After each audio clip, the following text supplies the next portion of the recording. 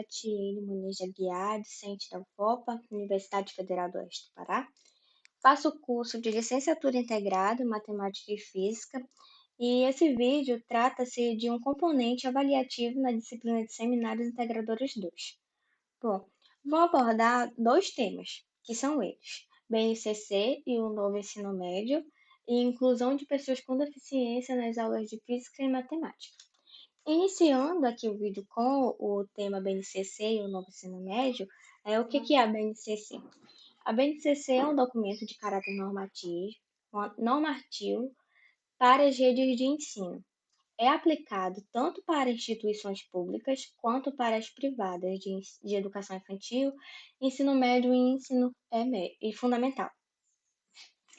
A partir dela, as redes de ensino de instituições escolares públicas e particulares passarão a ter uma referência nacional comum e obrigatória para a elaboração dos currículos e propostas pedagógicas. Ela está prevista na Constituição de 1988, na Lei de Diretrizes e Bases da Educação Nacional, de 96, e no Plano Nacional de Educação, de 2014. A BNCC ela tem um compromisso, com o Brasil de uma educação integral e desenvolvimento pleno dos estudantes, voltada ao acolhimento com respeito às diferenças e sem discriminação e preconceitos. Aqui nós temos uma linha do tempo, dos documentos curriculares, como é vista aí na figura 1, né? E como eu falei anteriormente, da Constituição Federal, da Lei de Diretrizes, enfim. Aqui, a Constituição iniciando, A Constituição Federal de 1988, o artigo dela o artigo 210, prevê a criação de uma base nacional comum curricular para o ensino fundamental. Já em 1996, temos a LDB, que é a Lei de Diretrizes e Bases. No seu artigo 28, determina a adoção de uma base nacional comum curricular para a educação básica. De 1997 a 2013, temos aí as diretrizes curriculares, que a partir dessas diretrizes que foram elaborados parâmetros curriculares nacionais, com referências, para cada disciplina. E em 2014, a BNCC ela entra no PNE, quando em 2015, temos aí a primeira versão da BNCC. Em 2016 vem com a segunda versão da BNCC. E em 2017, quando se tem a homologação dela, 2018 e 2019 tem a elaboração dos currículos estaduais a partir dela, e tem também a audiência de aprovação, elaboração de audiências e aprovação da parte do ensino médio da BNCC. Dito isso, temos também que um ponto importante é que a BNCC ela conta com 10 competências gerais, como mostra aí na figura. Essa figura foi tirada da própria BNCC, do PDF da BNCC. E a primeira diz o seguinte: valorizar e utilizar os conhecimentos historicamente construídos sobre o mundo físico, social, cultural e digital para entender e explicar a realidade, continuar aprendendo e colaborar para a construção de uma sociedade justa, democrática e inclusiva. O próximo, exercitar a curiosidade intelectual e recorrer à abordagem própria das ciências, incluindo a investigação, a reflexão, a análise crítica, a imaginação, a criatividade, para investigar causas, elaborar e testar hipóteses, formular e resolver problemas e criar soluções. Aí a terceira, valorizar e incluir as diversas manifestações artísticas e culturais, das locais, das mundiais, e também participar de práticas diversificadas da produção artístico-cultural. A quarta, utilizar diferentes linguagens, verbal, que é oral ou visual motora, como Libras e escrita, corporal, visual, sonora e digital, bem como conhecimentos da linguagem artística, matemática e científica, para se expressar e partilhar informações, experiências, ideias, sentimentos em diferentes contextos e produzir sentidos que levem ao entendimento mútuo. E aqui nós temos as outras, tá? Aí eu vou passar aqui rapidamente. Bom, fazendo um resumo aí das 10 competências, né? Essas novas, essas competências da BNCC, elas contribuirão, né, para uma educação melhor, visando a iniciação científica, resolução de problemas, né, do cotidiano, pensamento crítico, tem também a valorização da cultura, a empatia com o próximo, e também tem a formação técnico-profissional. Bom, e como é que vai ficar, né, o ensino médio diante disso, da questão da base da BNCC, né, que é a Base Nacional Comum Curricular? O ensino médio, ele é um modelo de aprendizagem composto, vai ser composto tanto pela BNCC e pelos itinerários formativos, né? E o que são esses itinerários formativos? Bom, eles são os conjuntos de disciplinas, são núcleos de estudo, projetos, situações de trabalho, né, que o aluno ele vai estar podendo escolher. Sendo composto, né, composto por 4 áreas de conhecimento, mais uma de formação técnica e profissional. Nós não vamos mais ter disciplinas, nós vamos ter áreas de conhecimento. Aí a primeira é linguagem e suas tecnologias, que aí está as disciplinas de arte, educação física, língua inglesa e língua portuguesa. Tem também matemática e suas tecnologias, que inclui matemática. Ciências da natureza e suas tecnologias, que envolve a biologia, a física e a química. Ciências humanas e sociais aplicadas, que é história, geografia, sociologia e filosofia. E a formação, né, técnica profissional. Bom, das 4 áreas do conhecimento, né, a língua portuguesa e a matemática eles ganham mais destaque, pois estarão nos três anos do ensino médio. Então é obrigatório ter matemática e português nos 3 anos, né? Primeiro, segundo e terceiro ano do ensino médio. Enquanto as outras, elas são de escolhas, elas devem ser desenvolvidas ao longo dos anos, né? Não obrigatoriamente ser nos 3 anos, trabalhar elas nos 3 anos. Aí será a critério dos alunos. A carga horária é de 1.800 horas para as 4 áreas de conhecimento e, no mínimo, 1.200 horas que são flexíveis e ficarão reservadas, né, para a formação técnica profissional. Aí aqui nós temos uma pergunta. O que muda com o novo ensino médio? Aí as principais mudanças são o aumento da carga horária, né, que aí passará a ser adotado a questão do tempo integral, né? Só que nem todas as escolas, elas são,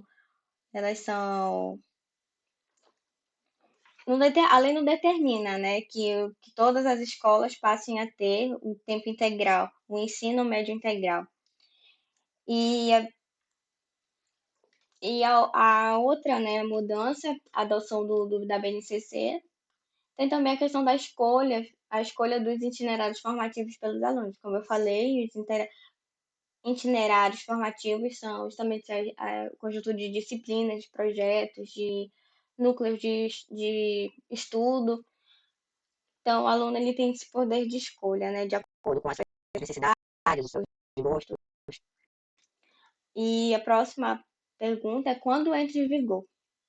Obrigatoriamente, todas as redes de ensino, né, em 2022 já devem implementar os referenciais curriculares nos primeiros anos, né, do ensino médio e até 2024, todos os anos do ensino médio devem ter implementação dos referenciais curriculares efetivados.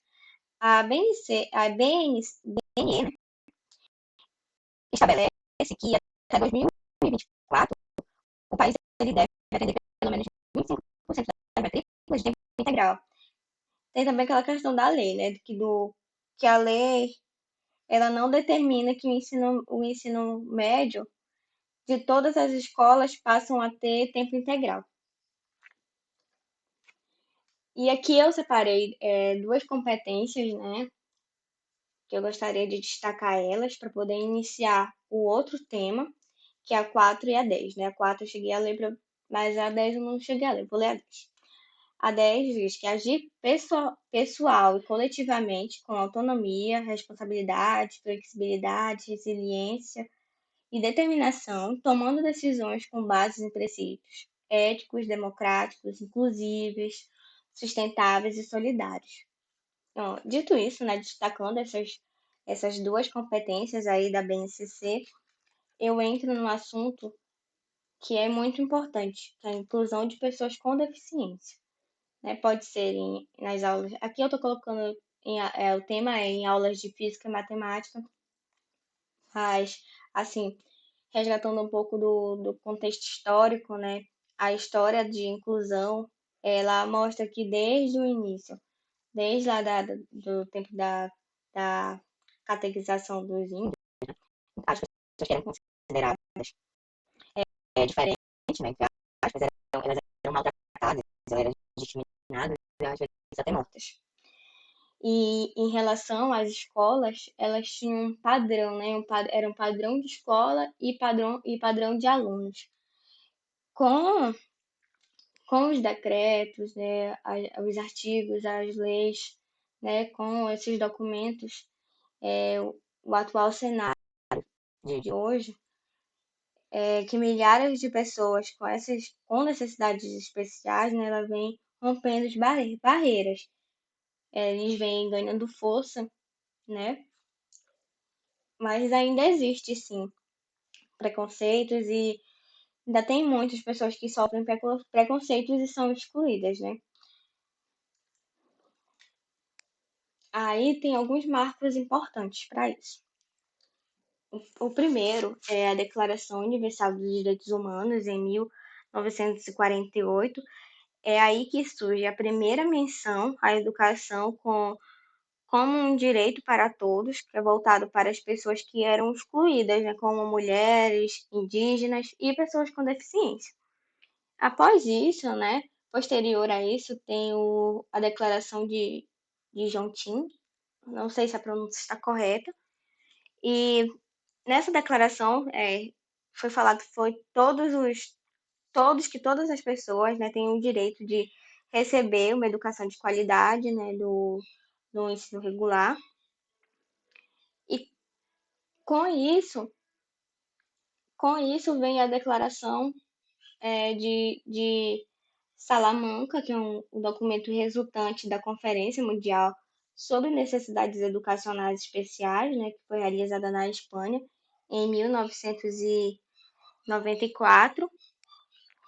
E essa declaração, ela fala, né, da importância das pessoas com necessidades educacionais especiais receberem a mesma educação em relação aos demais. E por fim, temos aí a Constituição Federal de 1998, né, que fala a respeito que todos os alunos ele têm o direito de pertencer a uma mesma escola, né, prevê a educação de qualidade para todos, sem distinção.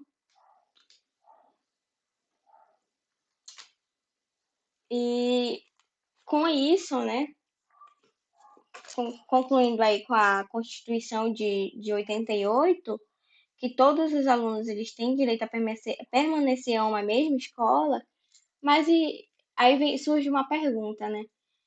Mas as escolas, elas estão preparadas para receber os alunos, todos os alunos, seja aqueles com necessidades especiais ou não?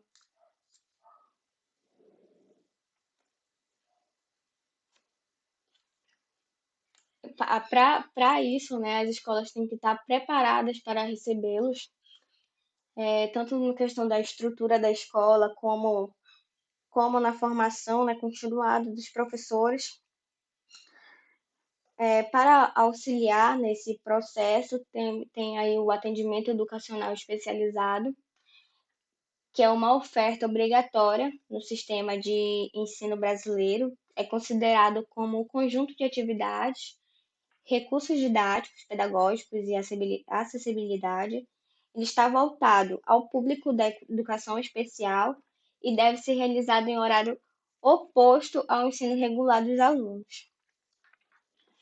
As atividades elas não devem substituir os conteúdos de ensino regular, devem ser complementares no caso de alunos com deficiência e com transtorno global de desenvolvimento e para os alunos com altas habilidades e superdotação. Bom, colocando o assunto voltado para as aulas de física e matemática, né? Nós temos aqui as aulas de física e matemáticas inclusivas. Bom, para ter essas aulas inclusivas, nós precisamos ter recursos didáticos inclusivos, né? Com isso, a aula ela vai se tornar mais atrativa, vai facilitar a compreensão de conteúdos, até mesmo aqueles mais complexos, né? Para tornar a aula mais dinâmica, mais atrativa, para facilitar o entendimento dos assuntos. Nós temos aqui, podem ser utilizados, né, maquetes, figuras em alto relevo e diferentes texturas.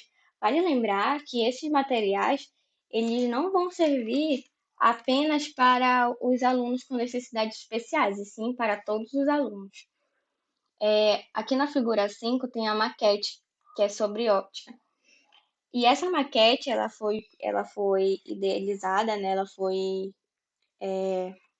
uma ideia de um professor, ele é professor e pesquisador, que é o Éder Pires de Camargo, da Unesp. Bom, ele é deficiente visual e, assim, ele teve a ideia dessa maquete, né, que tá aí, temos um prisma, tem também a questão dos barbantes serem coloridos. Então, esse material, ele é tanto para os que têm necessidade, né, para os deficientes visuais, quanto para os demais alunos. Outros recursos também podem ser utilizados, né, nas aulas jogos.